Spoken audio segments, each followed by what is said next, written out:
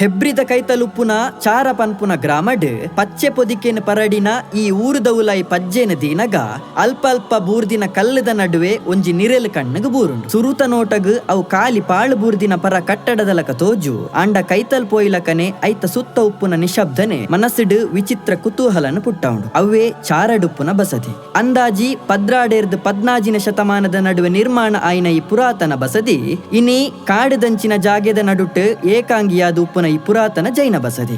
ಒರ ಭಕ್ತೆರೆನ ಪಜ್ಜ ಶಬ್ದೋಡು ದಿಂಜಿನ ಪವಿತ್ರ ಕ್ಷೇತ್ರಲ ಆದಿತ್ತಂಡು ಅಳುಪರಾಜೇರು ಸಂತಾರ ಅರಸೆರೆ ಕಾಲಡ್ ಜೈನ ಧರ್ಮದ ವೈಭವ ತುಳುನಾಡಿಡ್ ಪರಡುದುಪ್ಪುನಗ ಈ ಬಸದಿಲ ಆ ವೈಭವಗು ಸಾಕ್ಷಿಯಾದಿತ್ತಂಡು. ಭಾರಿ ಗಾತ್ರದ ಗ್ರಾನೈಟ್ ಕಲ್ಲುಲೆರ್ದ್ ಕಟ್ಟಿನ ಈ ದೇವಾಲಯ ಶತಶತಮಾನರ್ದ್ ಬರ್ಸ ಗಾಳಿ ದೊಂಬು ಇಂಚಿನ ಒಂಜಾತ್ ಪ್ರಕೃತಿ ವಿಕೋಪನ ಎದುರುಪಾಡೊಂದು ಇನ್ನಿಕ್ಲ ಬಲಿಷ್ಠವಾದ ಉಂತುದುಂಡು. ಆಂಡ ಐತ ವೈಭವ ಮಾತ್ರ ಕಾಲೋದ ಪ್ರಭಾವಗ ತಿಕ್ಕದ್ ಕಣ್ಮರೆಯಾಂಡ್.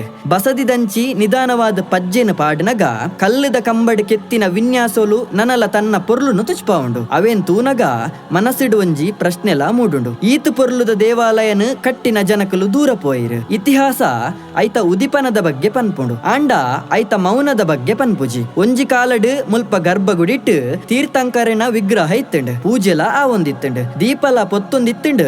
ಮಂತ್ರ ಉಚ್ಚಾರಣೆಲ ಮೊಳಗೊಂದಿತ್ತಂಡ್. ಆಂಡ ಒಂಜಿ ದಿನ ಅವು ಪೂರ ಉಂತುದು ಪೋಂಡು. ನೆಕ್ಕು ಪೂರ ಕಾರಣದಾದೆಪ್ಪು ಐಕ್ ಸ್ಪಷ್ಟ ಉತ್ತರ ಏರೆಡಲ ಉಪ್ಪನ್. ಕಾಲ ಕರಿಲಕನೆ ಕಾಡ್ ನಿಧಾನವಾದ ಬಸದಿನ ತನ್ನ ಮಟ್ಟೆಲೆಗ್ ಪಾರ್ದ್ ಮುಚ್ಚೊಂದು ಬತ್ತಂಡ್. ಗೋಡೆದ ಮಿತ್ತು ಪಾಮಜಿಲ ಬೊಲೆಯೊಂದು ಬತ್ತಂಡ್.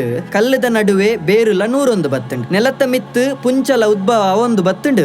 ಪ್ರಕೃತಿ ತನ್ನ ಹಕ್ಕನ್ ಪಿರ ನರಮಾನನ್ಯ ಕೈಡ್ದು ದೆತೊಂದು ಬತ್ತಂಡ್. ಬಸದಿದ ಉಲೈ ಉಂತುದು ಸುತ್ತಲ ತೂನಗ ಮನಸ್ಸಿಗೆ ಮೂಡಿನ ಪ್ರಶ್ನೆ ಒಂಜಿ. ಈ ಕಲ್ಲುಲೆಗ್ ಪಾತೆರ್ರೆ ಸಾಧ್ಯ ಇತ್ತಂಡ ಏತೋ ಕತೆಕ್ಲೆನ ಪಂತಾಯನ ಇಡ ಏರು ಪೂರ ಬತ್ತದಿತ್ತೇರು.